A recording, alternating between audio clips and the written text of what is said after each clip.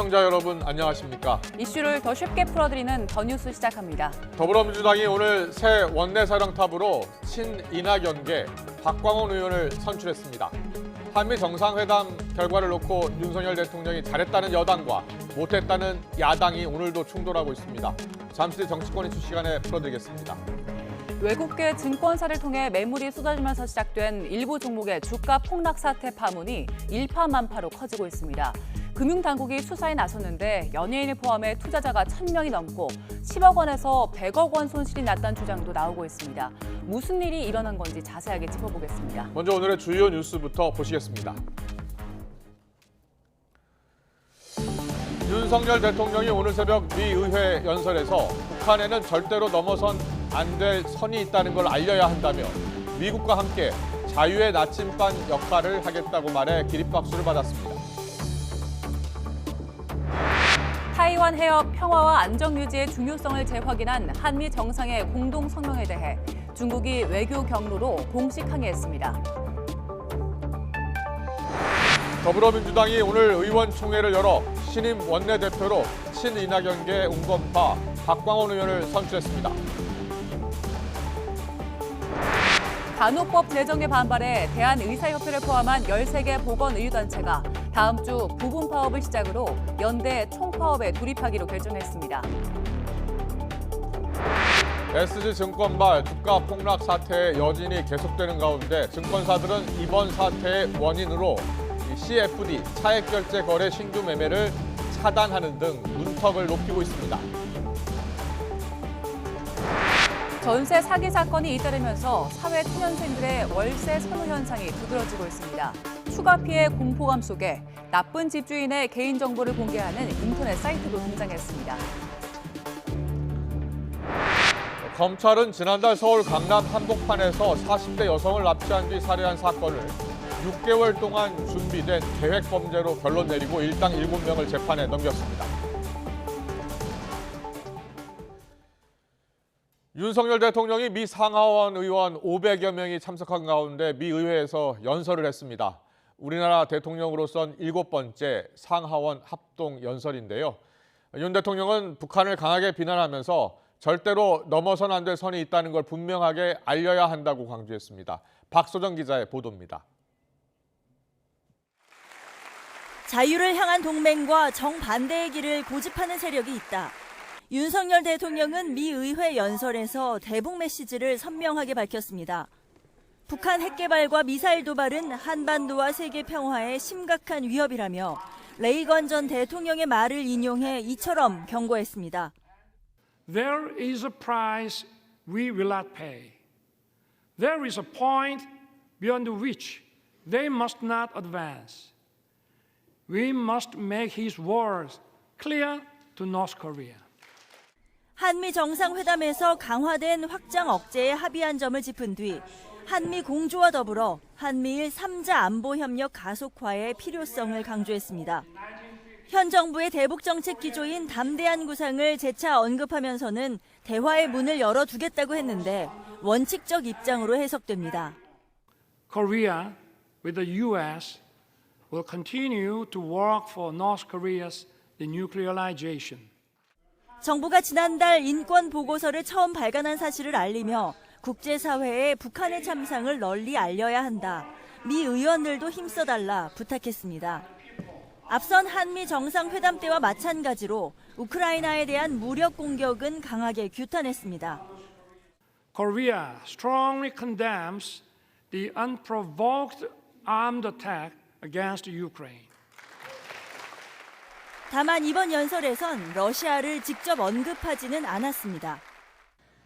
윤 대통령은 우크라이나 국민의 자유를 수호하고 재건을 돕는 노력을 하겠다고 다짐했는데 외신 인터뷰 때처럼 군사 지원을 시사한 대목은 없었습니다. 워싱턴에서 YTN 박소정입니다. 윤 대통령은 또 허위 선동과 거짓 정보로 민주주의가 위협받고 있다고 했는데요.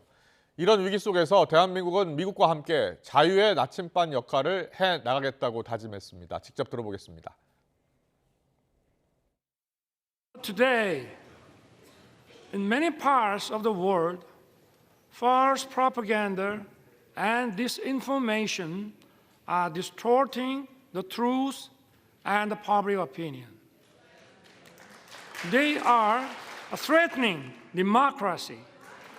Such totalitarian forces may conceal and disguise themselves as defenders of democracy or human rights.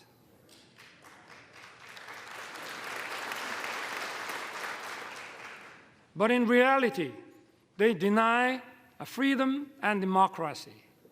We must not be fooled by such deception and disguises. Together with the U.S., Korea will play the role as a compass for freedom. 미 의회는 부채 한도 법안을 놓고 여야 대치 상황임에도 윤석열 대통령의 연설을 듣기 위해서 모인 의원들로 회의장이 가득했습니다.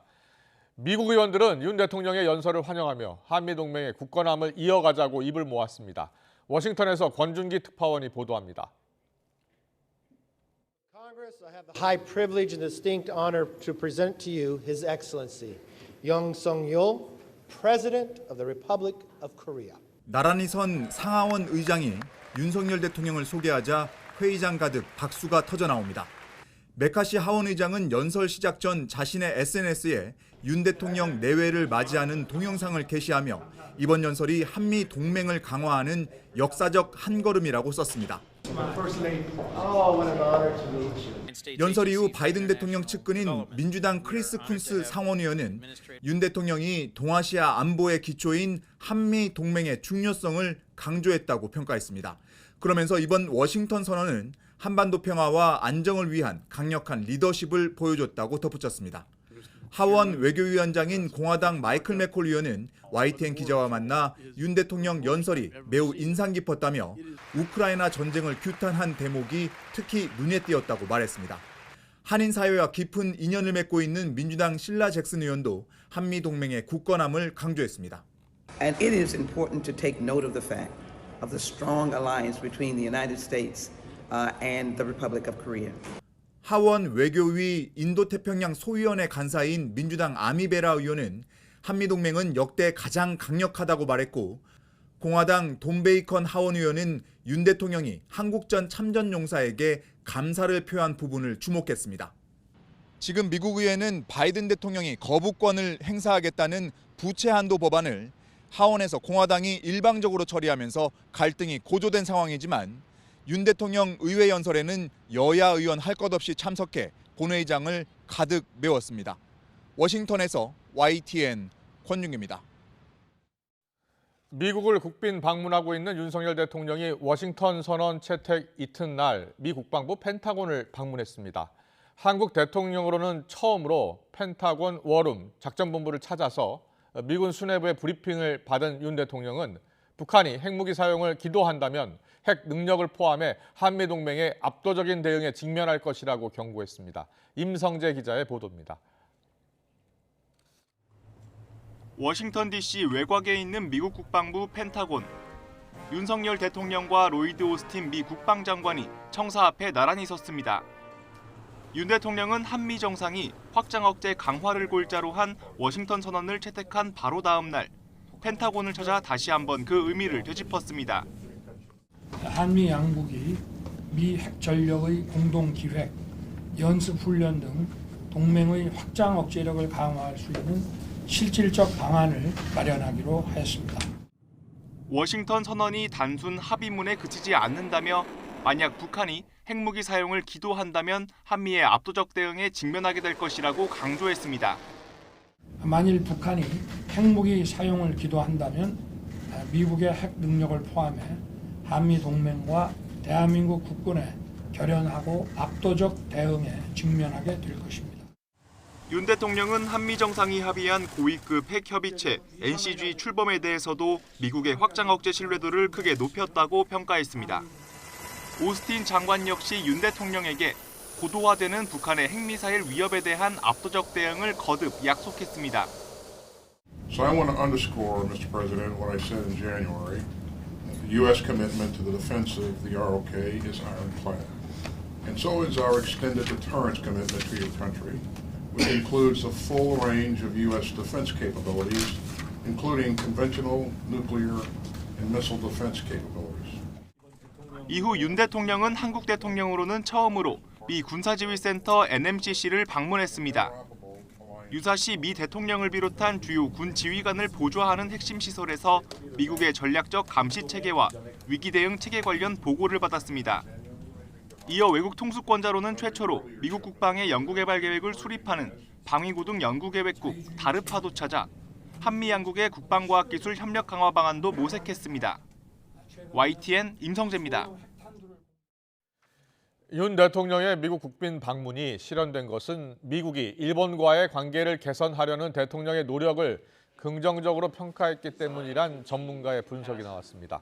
미 전략국제문제연구소 빅터 차 아시아 담당 부소장은 일본 산케이신문과의 인터뷰에서 조 바이든 미 대통령이 윤 대통령을 국빈 초청한 이유에 대해서 올해가 한미 동맹 체결 70주년이라는 것과 함께 윤 대통령이 일본과의 관계 개선에 노력한 것도 중요하다고 말했습니다.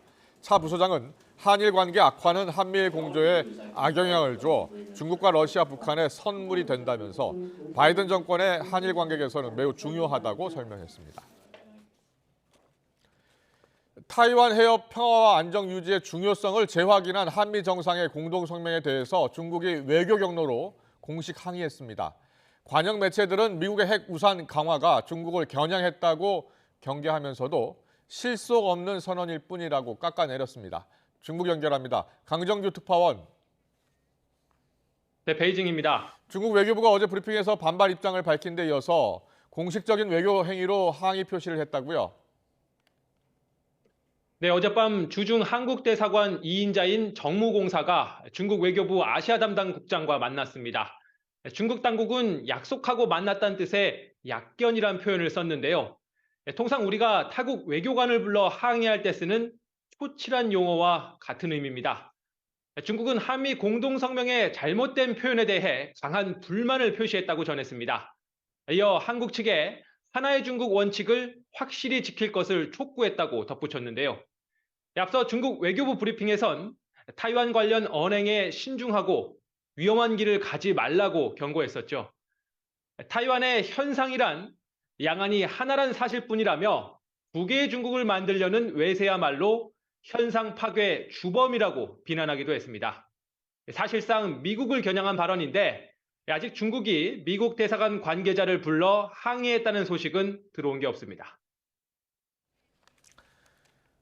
중국 관영지가 윤 대통령의 방미 성과에 대해 혹평을 했다고요? 네, 윤석열 정부가 이번 방미 최대 성과로 꼽은 확장 억제 강화 약속을 실속 없는 선언에 불과하다고 깎아내렸습니다. 북핵에 맞서 미군 핵잠수함을 한반도에 수시로 보내겠다는 계획에 대해서도 심리적 위안일 뿐이라고 평가절하했습니다. 전례 없는 확장 억제 약속을 받았다는 공치사는 전례 없는 자주성 상실이란 말로 비꼬았습니다. 한국은 핵 공유를 원했지만 핵 결정권조차 얻지 못했고 미국은 비용이 들지 않은 선언문 한 장으로 한국의 체면만 살려줬다는 겁니다. 대신 이번 공동성명은 내용과 말투 모두 워싱턴에서 쓴 것 같다며 한국은 서명만 했을 뿐이라고 주장했습니다. 중국은 그러면서도 미국의 핵 우산 강화가 동북아시아의 늑대를 불러들이는 격이라며 경계심을 드러냈습니다. 무엇보다 중국을 겨냥한 숨겨진 측면이 있다면서 이것이 한국에 잠재적인 위험으로 작용하게 될 거라고 으름장을 놓기도 했습니다. 한국 때리기를 통해 미국을 견제하는 이런 방식 앞으로 더 빈번해지지 않을까 우려됩니다. 지금까지 베이징에서 전해드렸습니다. 이번 한미 정상회담에서 북핵 위협에 대한 대응 강화 방안들이 나온 가운데 북한은 아직 아무런 반응을 내놓지 않고 있습니다. 북한 조선중앙통신과 노동신문 등 관영 매체와 선전 매체들은 미 워싱턴 DC 백악관에서 현지 시각 26일 열린 윤 대통령과 조 바이든 대통령의 정상회담과 관련해서 침묵을 지키고 있습니다. 윤석열 대통령은 세계적인 영상 콘텐츠 기업들도 만나 K 콘텐츠 수출 확대를 논의했습니다.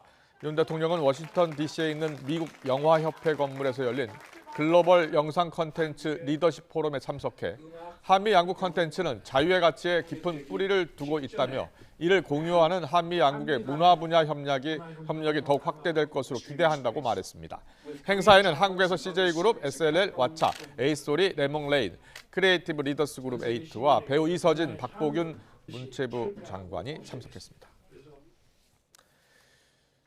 현지 시각으로 27일 밤 보스턴으로 무대를 옮긴 윤석열 대통령은 내일 미국 최고 명문 하버드 대학에서 자유를 향한 여정을 주제로 정책 연설에 나섭니다. 윤 대통령은 현지 시각으로 28일 오후, 우리 시각으로 내일 새벽 우리나라 현직 대통령으로는 처음 하버드대 강단에 오릅니다. 강연 후에 재학생들과의 질의응답이 이어지는데 YTN은 정책 연설을 생중계로 전해드릴 예정입니다. 일본 경제산업성이 한국을 수출심사 우대국, 이른바 화이트리스트에 복귀시키는 방향으로 최종 조율하고 있다고 교도통신이 보도했습니다.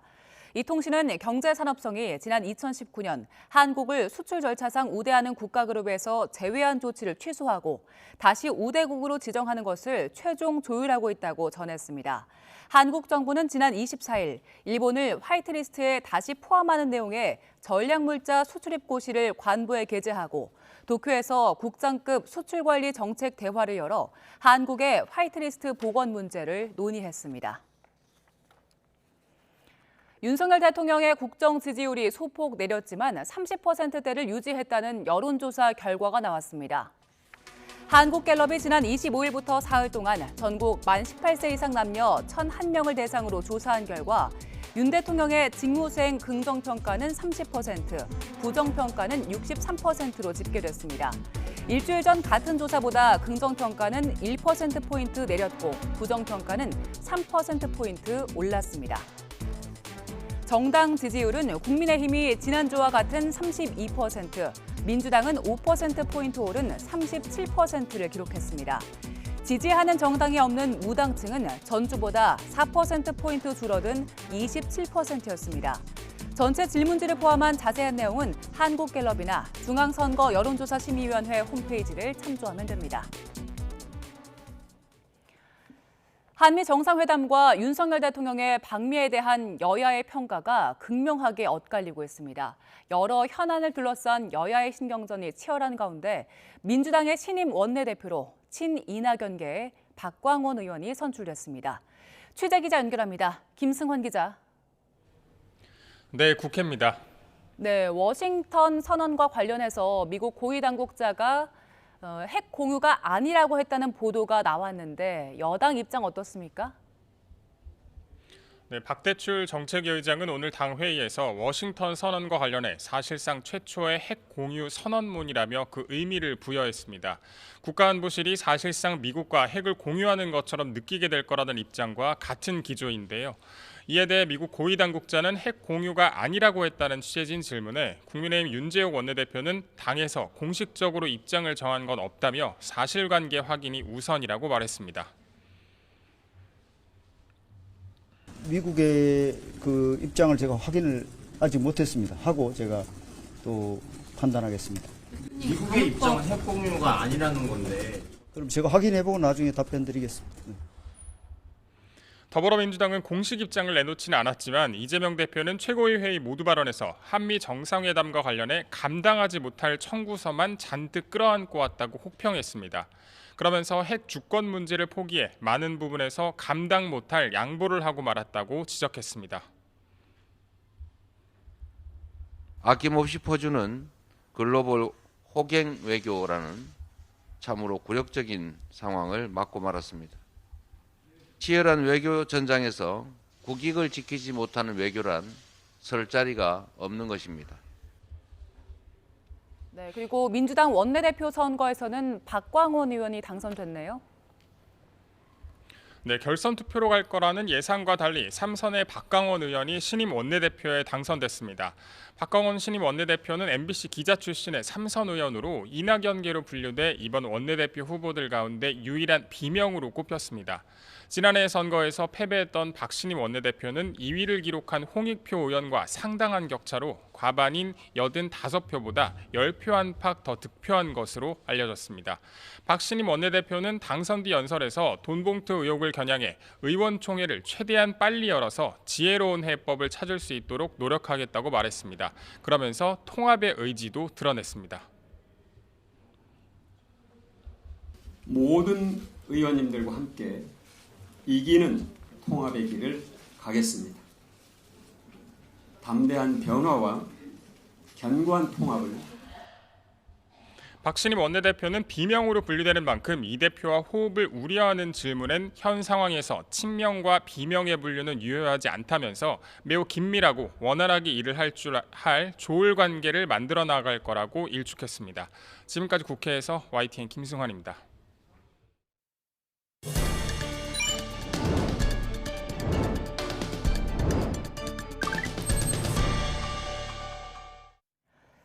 어제 간호법 제정안이 국회 본회의를 통과했지요. 법안은 통과됐지만 의료계 강대강 대치는 거세지고 있습니다. 여러 직역 간 이해관계가 얽혀 있어서 복잡한데요. 법안 내용 보면서 쟁점 알아보죠. 먼저 가장 쟁점이 되는 건 지역사회 간호입니다. 간호법 제정안 제1조를 보면 모든 국민이 의료기관과 지역사회에서 수준 높은 간호 혜택을 받을 수 있도록 간호에 관하여 필요한 사항을 규정한다고 되어 있지요. 이 지역사회를 명시한 걸 두고 의사들의 반발이 거셉니다. 의사협회는 지역사회 문구가 의사의 지도 없이도 간호사의 단독 개원이 가능한 근거가 될 수 있다고 주장하는데요. 현행법으로는 간호사에게 의료기관 개설 권한이 없습니다. 반대로 간호협회는 간호법 어디에도 의료기관 개설과 관련된 내용은 없다고 반발하고 있는데요. 초고령 사회에서는 병원이 아닌 지역사회 돌봄이 반드시 필요하다는 점을 강조합니다. 또 다른 쟁점은 업무 범위입니다. 여기서는 간호조무사의 반발이 거센데요. 제정안 10조와 12조에서는 간호사와 간호조무사의 업무 범위를 규정하고 있습니다. 간호사는 의사의 지도 아래 진료를 보조하고 또 간호조무사가 수행하는 업무 보조를 지도한다고 규정이 돼 있고요. 간호조무사는 간호사를 보조해서 간호사의 업무를 수행한다고 돼 있지요. 간호조무사들의 주장은 간호사의 권한이 지나치게 강화되면 다른 직역의 권리를 침해할 수 있다는 건데요. 간호조무사 직무가 의사와 간호사의 보조 인력에서 간호사만의 보조 인력으로 고착화할 가능성이 있다고 우려하는 겁니다. 또 간호조무사의 자격을 전문대가 아닌 고졸 이하로 규정하는 점도 부당하다고 지적합니다. 하지만 간호협회는 기존 의료법 내용을 그대로 가져와서 문제가 없다는 입장입니다. 간호법 통과 이후 후폭풍도 알아보겠습니다. 보건의료단체들은 총파업을 선언했고 정부는 긴급 상황 점검반을 꾸렸습니다. 취재기자 연결합니다. 기정훈 기자. 예, 사회 2부입니다. 네, 이미 예상이 되긴 했지만 의료계 반발이 거세다고요? 그렇습니다. 의료계가 간호법 국회 통과에 반발해 즉각 연대 총파업을 선언했습니다. 의사협회 등 13개 단체들이 모인 보건복지의료연대는 어제 저녁 늦게 단체장 회의를 열고 간호법과 면허박탈법 강행 처리를 규탄하며 연대 총파업에 돌입하기로 했다고 밝혔습니다. 일단 다음 주부터 부분 파업을 시작하고 총파업 시기를 빠르게 확정해 발표한다는 계획입니다. 앞서 법안이 가결된 직후에는 기자회견을 열고 단식 투쟁도 시작했는데요. 이필수 대한의사협회장은 간호협회가 정부의 중재안을 거부하고 원안만 고집한 것이 직역 이기주의라고 비판했습니다. 곽지연 대한간호조무사협회장도 간호법 통과는 국민의 건강 보호를 도외시하고 정치적 목적만을 추구하는 입법이라고 비난했습니다. 의사협회 등은 간호법 제정안에 대해 대통령이 거부권을 행사할 것을 촉구하고 있습니다. 네, 의료 파업이라고 하면 아무래도 일상생활, 특히 환자들의 피해가 클 것 같은데 정부는 어떻게 대응하고 있습니까? 예, 정부도 긴박하게 움직이고 있습니다. 보건복지부는 오늘 아침 조규용 장관 주재로 긴급 상황 점검 회의를 열고 의료 현장 혼란 최소화를 위한 대응 방안을 논의했습니다. 이 회의에선 보건의료 재난위기 관심 단계를 발령했습니다. 보건의료 재난위기 관심 단계는 보건의료 관련 단체의 파업과 휴진 등에 대비해 상황을 관리하고 진료대책 점검과 유관기관 협조 체계 등을 구축하는 단계입니다. 조 장관은 조금 전 연세대학교 세브란스 병원 응급실을 찾아 의료진들을 격려했는데요. 조 장관은 간호법을 둘러싸고 직역 간 갈등이 커지고 있는 것을 우려하고 환자의 건강 회복을 위해 각 직역들이 협심해달라고 당부했습니다. 복지부는 또 제2차관을 반장으로 하는 긴급 상황 점검반에서 의료 이용의 차질 여부 등을 파악하기로 했습니다. 이와 함께 비상진료 기관 운영 현황을 점검하고 지자체와 국민건강보험공단 등과의 협력을 통해 의료 현장의 혼란을 최소화하는 데 주력할 예정입니다. 지금까지 사회 2부에서 YTN 기정훈입니다. 네, SG증권발 주가 폭락 사태 여진이 이어지고 있습니다. 일부 종목의 하한가 행진은 끝난 것 같은데 그 여파는 계속 이어지고 있습니다. 네, 금융감독원은 증권사 CEO를 소집해서 위험 관리를 당부했고요. 또 증권사도 서둘러 대책을 내놓고 있습니다. 취재기자 연결합니다. 강희경 기자. 네, 한국거래소입니다. 네, 무더기 폭락 종목들 오늘은 좀 어떻습니까?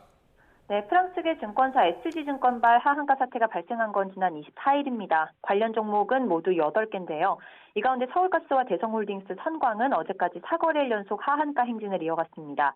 채방 한 종목만 올랐을 뿐 나머지 종목도 내림세였는데요. 다만 오늘 8개 종목 모두 오후에는 큰 상승세를 그리고 있습니다. 길게 이어졌던 하한가 행진은 일단은 마무리됐다고 볼 수 있겠습니다. 네, 금융당국의 움직임도 빨라지고 있다고요? 네, 이번 무더기 하한가 사태는 차익 결제 거래 CFD로 레버리지, 즉 차입 투자를 하다가 증거금 부족으로 반대 매매가 벌어지며 발생한 현상으로 추정되고 있습니다. 금융당국은 특정 세력이 개입해 미리 가격을 정해놓고 사고 파는 통정 거래 등으로 주가를 끌어올렸을 가능성이 큰 것으로 보고 있는데요. 금융위원회는 어제 주가 조작 세력으로 지목된 업체의 사무실과 주거지 등을 압수수색했습니다. 금융감독원은 오늘 함용일 부원장 주재로 증권사 최고 경영자들을 모두 소집했습니다.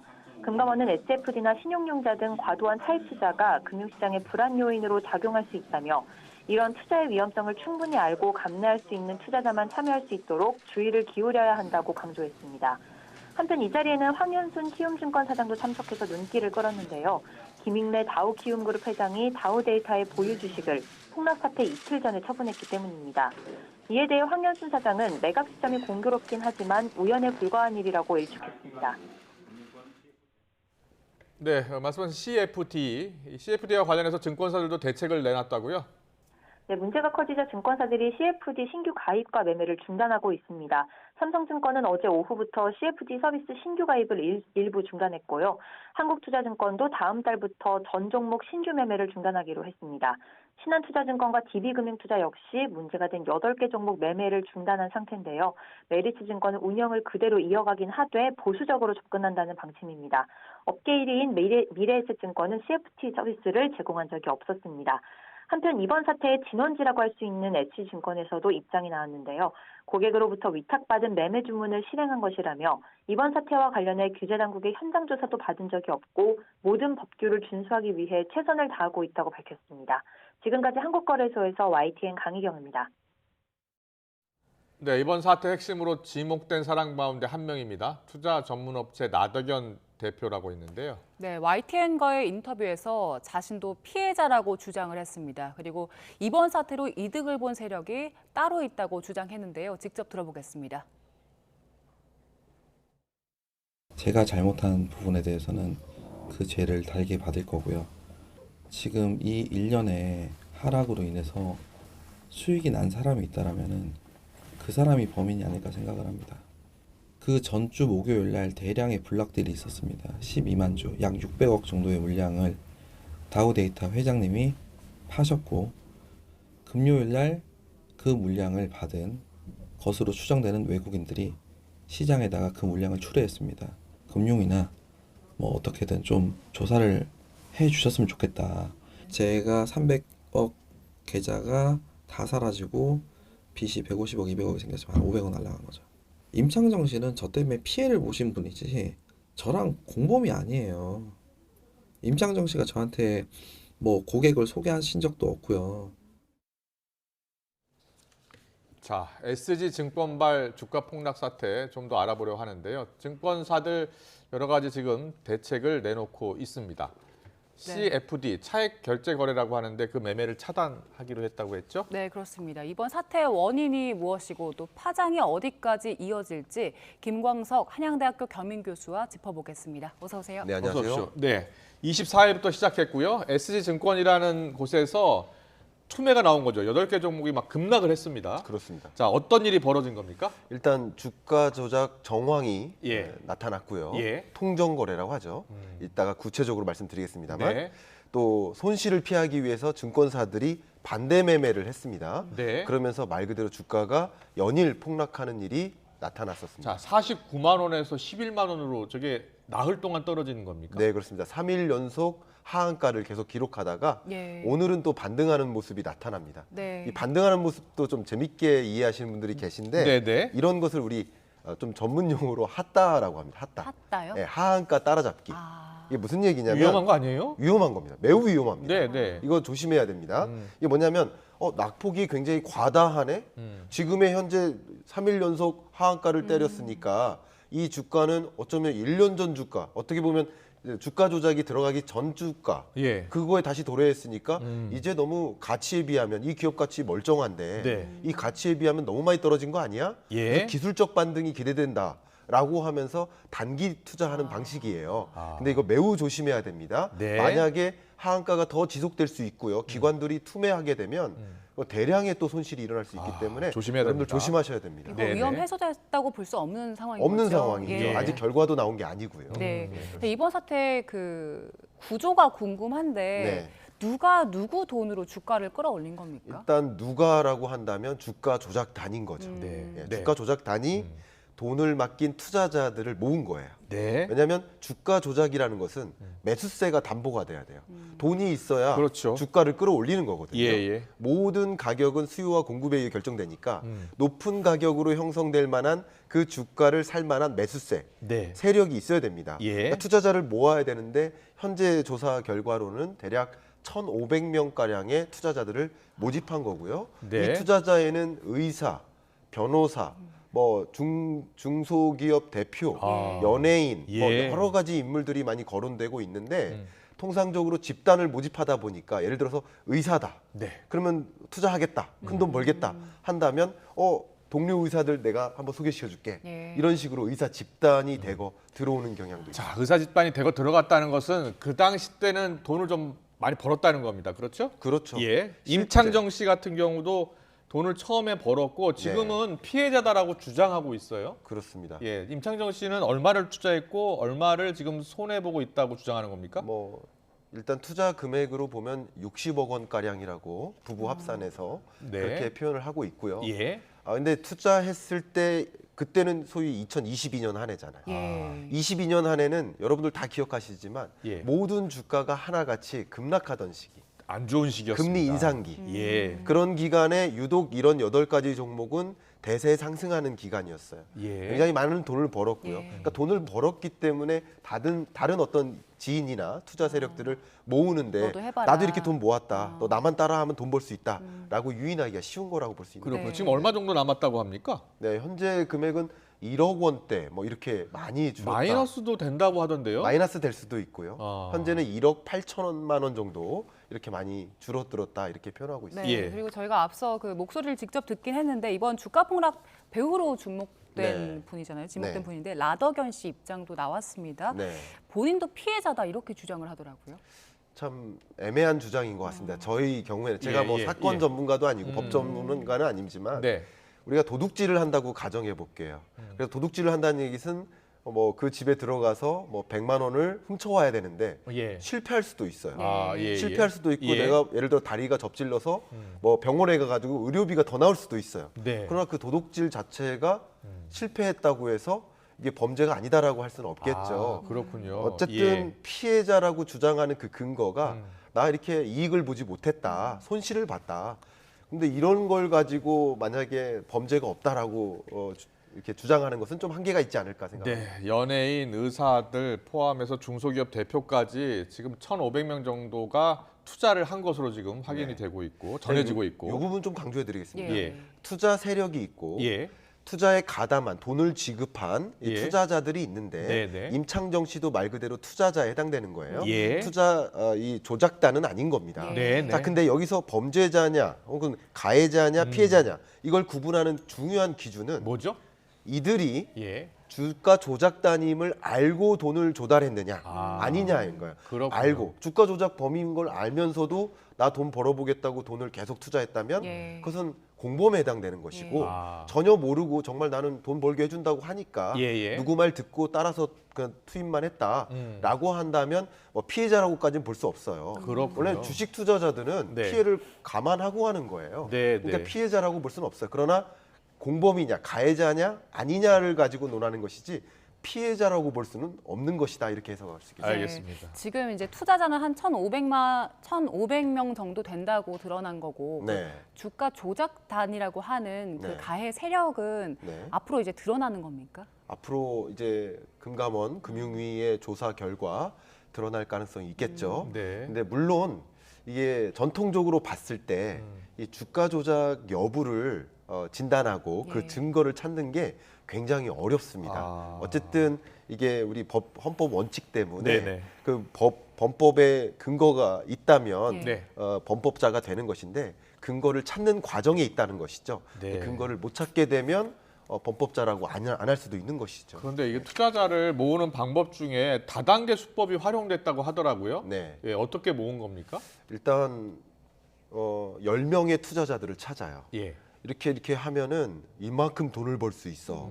이만큼 돈을 벌 수 있으니까 당신도 투자해. 예. 그러면 그 10명이 다른 또 지인들을 데려오면 네네. 세력이 모아지고 예. 그게 거대한 자금이 형성되고 실제 매수가를 올려놓을 수 있는 역할을 하겠죠. 네. 그런 과정에서 이 10명이 또 다른 10명한테 예. 또 이 나머지 10명이 또 다른 10명한테 추가적으로 계속 투자에 유입할 수 있도록 유인하는 거. 일부 수익도 배분을 하지 않나요? 수익을 배분하기 때문에 예. 유인할 수도 있겠죠. 예. 그냥 단편적으로 그냥 내 친구니까 지인이니까 들어와라고 하는 게 아니라 네네. 나도 이만큼 벌었으니까 하면서 유인하되 유인한 그 당사자는 다단계로서 수익을 배분받는 역할을 그렇군요. 하겠죠. 예. 그리고 이번 그 사태에서 차액 결제 거래 네. CFD라는 개념이 계속해서 나오고 있는데 이게 어떤 겁니까? 네, 이게 굉장히 중요한 것 같습니다. 예. 일단 주가 조작이라는 범법 행위는 소위 통정거래라는 표현을 써야 됩니다. 예. 그러니까 많은 분들이 좀 착각하시더라고요. 차액 결제 거래가 불법이 아닙니다. 네. 그리고 신용 거래도 불법이 아닙니다. 예. 불법 조항, 그 주가 조작 사항은 말 그대로 통정 거래인 거예요. 네. 그러니까 매수자와 매도자를 임의로 지정해 놓고 정해진 시간과 정해진 금액으로 가격을 임의로 조작해 가면서 사는 거, 예. 사고 파는 거. 그게 통정 거래인 거예요. 조작이 들어가는 그렇죠. 겁니까? 그런 게. 그러니까 통정 거래 정황이 지금 나타나고 있는 거예요. 그런데 통정 거래를 할 때 어쨌든 거대한 이 주식 투자 자금을 모아야 되는데 그 모으는 방법 중에 하나가 다단계 수법을 네, 적용한 네. 것이고요. 예. 두 번째가 바로 차액 결제 거래인데요. 예. 자, 이걸 좀 구체적으로 설명드리겠습니다. 우리가 통상적으로 주식을 사려면 돈이 있어야 됩니다. 네. 1,000만 원어치 주식을 사려면 1,000만 원이 있어야 돼요. 근데 1,000만 원밖에 없는데 2,500만 원어치 주식을 살 수도 있어요. 마치 이런 거죠. 집을 사려고 하는데 네. 10억 원짜리 집을 사야 되지만 갖고 있는 돈은 1억밖에 없어요. 예. 그러나 9억짜리 전세 보증금을 제공할 수 있는 세입자를 찾으면 그 집의 소유자가 될 수는 있겠죠. 예. 약간 비슷한 개념이라고 지금도 보시면 돼요. 신용거래로 더 살 수 있잖아요. 더 살 수 있는 겁니다. 예. 그러니까 더 살 수 있는 돈이 부족하지만 없음에도 불구하고 그 주식을 살 수 있는 방법이 크게 두 가지인데요. 네. 그 중에 한 가지가 이 차액 결제 거래라고 볼 수 있겠습니다. 예. 소위 말해서 내가 갖고 있는 돈은 1,000만 원밖에 없지만 2,500만 원어치까지 살 수도 있습니다. 네. 그럼 이게 어떻게 변화가 있냐? 만약에 주가가 계속 상승한다고 보면 네. 1,000만 원어치 주식을 투자했을 때 만약에 2배 됐다 그러면 2,000만 원이 되잖아요. 근데 만약에 1,000만 원밖에 없지만 2,500만 원어치 주식을 산다. 그럼 그 값이 역시 2배로 올라간다 그러면 이제는 5천만 원이 되잖아요. 예. 투자 수익이 훨씬 높아지겠죠. 결국 투자 자금을 모아야 되기 때문에 차액 결제 거래를 활용하는 것이고 예. 그게 투자 수익률도 더 담보가 될 수 있겠죠. 예. 그런데 차액 결제 거래를 했을 때 지금처럼 주가 조작의 정황이 밝혀졌어요. 네. 그러니까 주가가 폭락합니다. 예. 하한가를 찍습니다.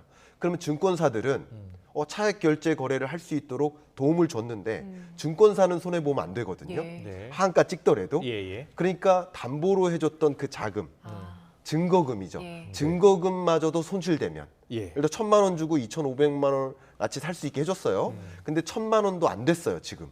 그러면 돈을 못 돌려받잖아요. 네. 그러면 그냥 말 그대로 강제 거래를 시킵니다. 예. 그걸 반대 매매라고 해요. 예. 결과적으로는 차액 결제 거래라는 수단을 활용해서 주가 조작을 가담했기 때문에 주가가 크게 떨어지는 과정에서 증권사들이 소위 이 차익 결제 거래에 대한 반대 매매를 단행하면서 주가가 더 폭락했었다. 그 이렇게 종목을 활용한 종목이 8개 종목이라는 거 아닙니까? 그렇습니다. 그렇죠? 그 8개 종목의 특징이 있죠. 그렇습니다. 예.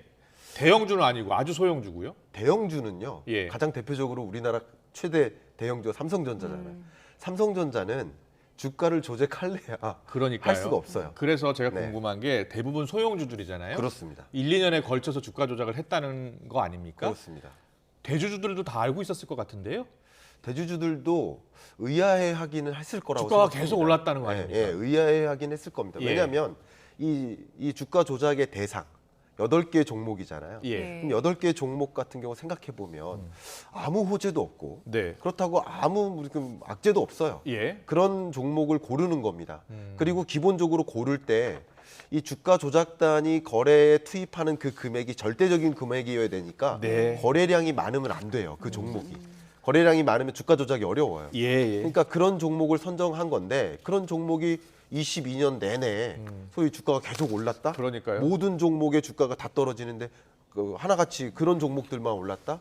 그런 정황을 어느 정도는 이해하고 있지 않았을까 하는 생각은 합니다. 다만 네. 조심스러운 상황이지만 예. 현재는 그런 추측도 가능할 수 있겠습니다. 알겠습니다. 그러면 이제 앞으로 금융당국이 어디를 집중적으로 들여다봐야 이 실체를 밝혀낼 수 있을까요? 일단 여러 가지인 건데요. 말 그대로 이 주가 조작단이 실질적으로 조작 행위를 했는지 네. 그 증거를 찾는 일이 중요하고요. 증거 찾기. 그리고 투자자로서 가담한 이 투자자들 이들이 정말 이런 주가 조작이라는 것을 알고 투자했는지 여부. 예. 그래서 같이 공범에 해당되는 가해자로 규명을 할 것인지 아닌지 이런 것들 좀 찾아 나가는 것들이 가장 중요한 방향성이라고. 수사가 쉽지 않을 것 같다면서요. 매우 쉽지 않습니다. 예. 왜냐하면 그 증거를 찾기가 이게 주가 조작했다 안 했다라는 것을 판단하기란 굉장히 어려운 그래서 일이죠. 지금 알려지지 않는 분들 가운데 이 종목 이렇게 주가 조작이 있었는데도 모르고 투자한 분들도 있을 거예요. 네. 예. 그렇게 손실 본 분들은 뭐 보상받을 길이 없잖아요. 그분들이 가장 큰 피해자인 거죠. 그분들이 피해자인 거죠. 전혀 모르고 예. 그냥 우상향하는 이런 종목에 나는 장기 투자해야지 하는 마음으로. 그러니까요. 보통 장기 투자자들은 2년, 3년, 예. 5년 이렇게 두고 묻어두는 방식이잖아요. 네. 근데 그렇게 우상향할 것으로 생각하고 투자했는데 이렇게 하한가를 연속으로 찍으면 얼마 팔지도 못했고요. 예. 네. 가장 큰 손실은 이 말 그대로 선량한 투자자들이요. 네. 이렇게 선량한 투자자들이 피해를 보게 되면 많은 투자자들이 이 시장에 대해서 실망합니다. 그렇습니다. 실망하고 떠나고요. 패닉 시장을 바이잉. 믿지 못하는 거죠. 더 중요한 것은요. 예. 외국인이 한국 주식 시장을 보면서 야 이게 선진 시장이라고 볼까요? 네. 아니거든요. 예. 그럼 외국인 자금도 빠져나가는.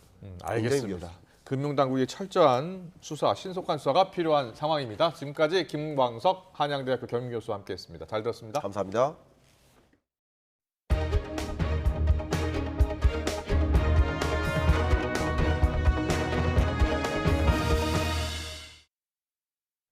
이재명 더불어민주당 대표가 지난 대통령 선거 과정에서 허위 발언을 한 혐의로 조금 전 5번째 재판에 출석했습니다. 네, 오늘 재판에서는 이재명 대표 측이 자신에게 불리한 증언을 쏟아낸 유동규 전 본부장을 상대로 증인 신문에 나서는데요. 조금 전 화면 직접 보겠습니다. 네, 오늘 어떤 발언을 할지 주목이 됐는데요. 특별한 발언을 안 한 것으로 전해지고 있는데 직접 보겠습니다. 김문기 처장 유족한테 이거 기자회견하지 말아달라고 회유했다는 의혹도 제기했는데 이와 관련해 입장. 네, 이재명 대표 오후에 증인으로 출석한 유동규 전 본부장 상대로요. 이 대표 측이 증인 신문을 이어갈 것이라고 합니다. 네, 그렇습니다. 네, 기자들이 여러 질문을 했는데 아무런 답변을 하지 않고 재판장으로 들어가고 있는 모습 보고 계십니다. 김문기 처장 유족한테 이거 기자회견하지 말아달라고 네, 재판에 출석하고 있는 이재명 대표의 모습을 보셨고요. 계속해서 뉴스 더 이어가겠습니다. 전국 곳곳에서 전세 사기 사건이 잇따르며 사회 초년생들 사이에서 당장은 허리띠를 졸라 매더라도 위험도가 낮은 월세가 차라리 낫겠다라는 말까지 나오고 있습니다. 네, 추가 피해에 대한 공포감 속에 나쁜 집주인들의 개인 정보를 공개하는 인터넷 사이트도 등장했습니다. 송재인 기자의 보도입니다. 공인중개사가 임대인과 작당하고 임차인들을 속인 이른바 인천 건축왕 사건. 계약 때는 문제 없어 보였던 집주인이 세금 체납으로 결국 파산해버린 경기 동탄 사건까지. 아무리 대비한들 세입자들이 속수무책으로 피해를 보는 전세 사기가 잇따르면서 전세 계약을 기피하는 분위기도 확산하고 있습니다. 사회 경험이 적은 청년들은 특히 그렇습니다. 전세 사기로 큰 돈을 떼이고 주저앉느니 차라리 다달이 월세를 내겠다는 경우가 느는 겁니다. 계약이 끝나면 월세로 갈 생각입니다. 사실 주변에서 말하다시피 좀 버리는 돈이 되잖아요. 큰 돈들이. 그러니까 그래도 마음이 편안한 게 낫다. 그 이자만 내면은 월세보단 싸니까 전세로 가려고 했는데 좀 사기가 너무 많고 좀 무섭기도 하고 불안하기도 해서 그냥 마음 편하게 좀 돈 더 주고 마음 편하게 살자 해서 그냥 월세로 좀 알아보고 있습니다. 실제 고금리로 대출이자 부담이 커지고 전세 사기 사건들까지 본격적으로 터지기 시작한 지난해. 전국 임대차 계약 가운데 월세가 전세보다 9만 건 넘게 많았습니다. 월세 비중이 전세를 역전한 건 법원이 관련 통계를 처음 공개한 지난 2010년 이후 처음입니다. 요즘은 전세를 잘 안 찾고 월세로 많이 하는 추세죠. 그 요즘 매스컴에서 그 전세 사기니 뭐니 해가지고 그런 영향이 상당히 크고요. 이 같은 불안감 속에서 나쁜 집주인들의 신상을 폭로하는 인터넷 사이트도 등장했습니다. 수도권 일대에서 빌라 천여 채를 갖고 있다가 보증금을 돌려주지 않은 채 숨진 이른바 빌라왕 등 7명의 이름과 생년월일, 집 주소가 올라와 있습니다. 오는 9월 악성 임대인 명단을 공개하는 법이 시행되기 전까지 얼마나 더 많은 추가 피해가 벌어질지 모른다며 개인들이 먼저 나선 겁니다. 일각에선 명예훼손 처벌 대상이 될 수 있다는 우려도 나옵니다. 다만 정부가 더 발빠르게 대처했다면 지금 같은 대규모 피해까진 막을 수 있었을 거란 주장도 새겨볼 필요가 있어 보입니다. YTN 송재인입니다. 40대 남성이 형과 아버지 등 일가족을 살해한 뒤 자신도 극단적인 선택을 한 정황이 파악돼서 경찰이 수사에 착수했습니다. 오늘 새벽 6시쯤 전주시 한 초등학교에서 피를 흘린 채 쓰러져 있는 40대 남성의 시신이 발견됐습니다. 남성을 살해한 건 친동생인 40대 A씨로 그 역시 인근 호수에 차를 몰고 와 투신한 것으로 파악됐습니다. 경찰은 이후 전주의 한 아파트에서 숨져 있는 A씨 아버지와 60대 여성 시신을 추가로 발견했습니다. 빌라에 사는 이웃 모녀에게 수면제 성분이 든 음료를 먹이고 살해한 50대에게 1심 법원이 무기징역을 선고했습니다. 부산지법은 지난해 9월 부산 양정동 이웃 주민 빌라에서 수면제 성분이 든 도라지물을 40대 B씨 모녀에게 마시게 하고 흉기와 둔기 등으로 때린 뒤 목을 졸라 살해한 혐의로 기소된 50대 A씨에게 무기징역을 선고했습니다. 재판부는 A씨는 범행을 부인하고 증거를 인멸하려고 했다며 사회 안전을 위협할 수 없도록 격리를 할 필요가 있다고 설명했습니다.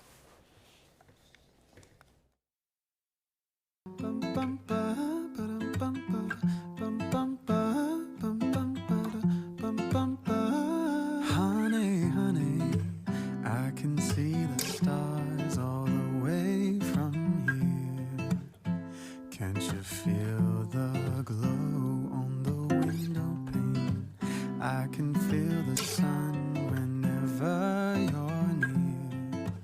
Every time you touch me, I just melt away. 4월의 마지막 금요일 맑은 하늘 아래 따뜻한 봄 날씨가 함께하고 있습니다. 현재 서울 기온은 20.2도로 예년 수준 보이고 있는데요. 하지만 퇴근길에는 날이 다시 쌀쌀해지겠고요. 일교차가 15도 안팎으로 크게 벌어지겠습니다. 겉옷으로 체온 조절 잘해주시기 바랍니다. 오늘은 하늘빛이 점차 흐려지겠습니다. 밤에는 전남 해안과 제주도에서 비가 시작돼 내일은 전국에 비가 내리겠습니다. 예상되는 비의 양은 제주 산간에 60mm 이상, 그 밖에 제주도와 경남 해안에 최고 40mm, 그 밖에 전국에 5에서 20mm가 되겠습니다. 곳에 따라 천둥, 번개가 치고 동쪽 지방과 제주도에는 바람도 강하게 불겠습니다. 안전사고에 각별히 유의하시기 바랍니다. 내일 아침 기온은 오늘보다 또 예년보다 높겠습니다. 서울 15도, 대전 16도, 광주와 대구 17도가 예상됩니다. 하지만 내일 낮 기온은 비가 내리고 바람이 불며 크게 오르지 못하겠습니다. 서울 17도, 대전 18도, 부산 19도가 예상됩니다. 비는 내일 늦은 오후면 대부분 그치겠고요. 휴일에는 다시 맑은 날씨를 되찾을 전망입니다. 날씨였습니다. 더불어민주당이 오늘 새 원내사령탑으로 친이낙연계죠. 박광원 의원을 선출했습니다. 한미 정상회담 결과를 놓고 윤석열 대통령이 잘했다는 여당과 잘 못했다는 야당이 오늘도 충돌하고 있습니다. 잠시 뒤 정치권 이슈 시간에 자세하게 풀어드리겠습니다.